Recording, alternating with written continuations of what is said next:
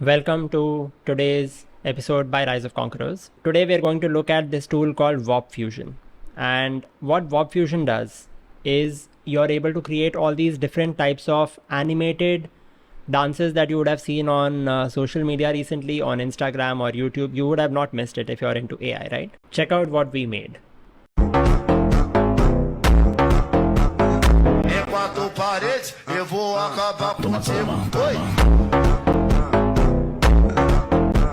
This is done using Warpfusion. Now Warpfusion works on stable diffusion. It uses ControlNet. ControlNet is this methodology where it maps out the points of the original objects in the image. So if the original person is dancing in the image, right, you will have a perfect 1:1 ratio, and I give a prompt of something else, say a statue. So it will turn that person into a statue, maintaining the original shape of that person. So that's what's actually happening. And a video is nothing but a series of images, right? It's 30 images, 30 frames per second is usually the speed of a video. So what Warpfusion does is you upload a video and it will turn each of the frames into whatever prompt you have given. And I'll show you how to do it. It's pretty simple, right? There are a few basic setup steps. Just get your Google Colab Pro subscription. Once you do that, that's around $12 or something like that per month. That gives you access to Google's cloud computing. For Warpfusion, it has one additional step, because the person who is giving Warpfusion, he has put the settings file behind a Patreon. You have to then pay that person around $10 per month or something like that, and he gives you access to the latest file. So I would suggest you can pay one time and then get access to that file. It's a little expensive, Warpfusion, because it will cost you total of around $25. But Google Colab Pro is not just for Warpfusion. It will work for all stable diffusion. It will go for Deforum. It will work for Roop, which is a deep faking software. It will work for Wave to Lip, which we have showcased already on the channel. So a lot of things in AI can be done using Google Colab Pro. Use this version 17.6. This is the one I'm using, or you could use a later version if it has come out. Connect your runtime, and in this you'll have to do A100. Don't connect less than that, right? So once you connect, you'll have to go to change runtime type and then do A100, because that's the highest version available to us on Google Colab Pro subscription. I've tried it at V100, it crashes. T4 is the lowest, V100 is the medium sized one. Then all you have to do is just play button here. It'll connect your Google Drive. Click the play button on 1.2, which is install PyTorch. Install the SD dependencies, just click that, right? It'll take like 2-3 minutes or 3-4 minutes to install this, or maybe in 5 minutes. Click this import dependencies. Nothing to do, just give it a name of whatever you're doing it. I'm making a girl. I've chosen a girl who is dancing and I'm working on that, so I've given that.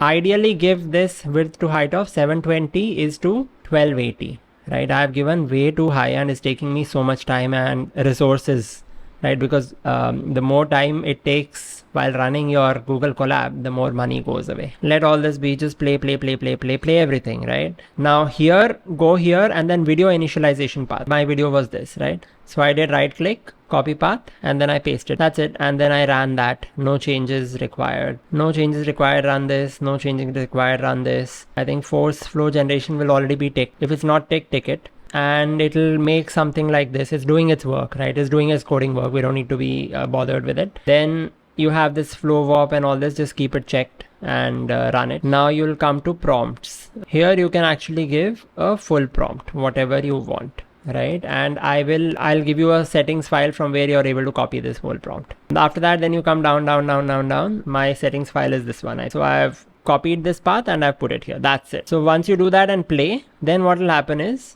it'll give you this nice thing. This will not come in the beginning, right? So it's given you the prompt from the file. So in the file, what you have to do is you have to just change the prompt and then save it as you want. This is the easiest way. And then whenever you want to change it further, then you can change it from here. Click this, play this reference thing also. Then you do the run and then you click play. Keep a display size of 720 or maybe even 512 should be good enough. Display size is just how much it's showing you. What it's actually creating the images is what we had given in the beginning, right? So keep this low, preferably 512 actually.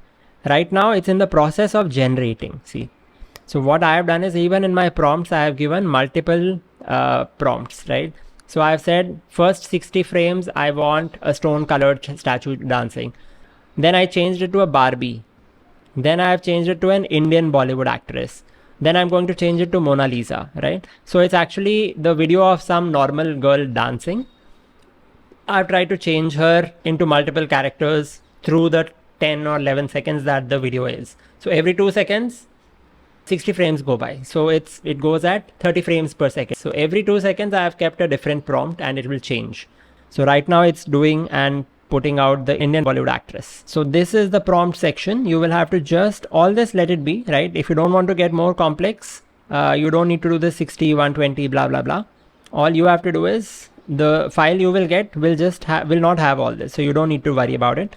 You just change your prompt here. That's it. From here till here between these double quotes. Save the settings file and upload it on your drive, Google Drive, and then copy the link of that settings file and put it up where I showed you here. And that's it. Then it'll run. After you do the run, then you can click the play button here. It will create the video for you and also save it in the Google Drive. Where it will save it in the Google Drive, I'll just show you, right? So you go to Google Drive, you go to My Drive. It will automatically create a folder called AI for you. You click on that AI, click on Stable Warpfusion, image is out. And I've done 2-3 before, right? So the name I have given is Dance Girl, and it has given me all of these images right now. So there are 320 frames or something like that. It has put 139 so far. So just see how it is coming out, one of the frames. It will give you the video in your drive, AI, Stable Warpfusion, images out, Dance Girl, and then there is a video section. And it will give you the video as well as the audio. Have fun working with it. This can be used in social media extensively. This can be used in all kinds of places extensively. Do your marketing. You can, if you're an entrepreneur like me, right, running Rise of Conquerors, and I also run Fit Galaxy, which is a health and fitness startup. You can use AI so extensively in all of this stuff. It's going to save you so much time. It's going to make you super efficient. And it's going to give you a lot of power and creativity. You can unleash your creativity using all of these AI tools in your marketing especially, right? And in getting conversions and sales. Stay tuned for more such tutorials, videos, and news on what's happening in AI, in crypto. We are covering everything, right? We're covering anything related to digital businesses. And right now the focus is on AI. Thank you.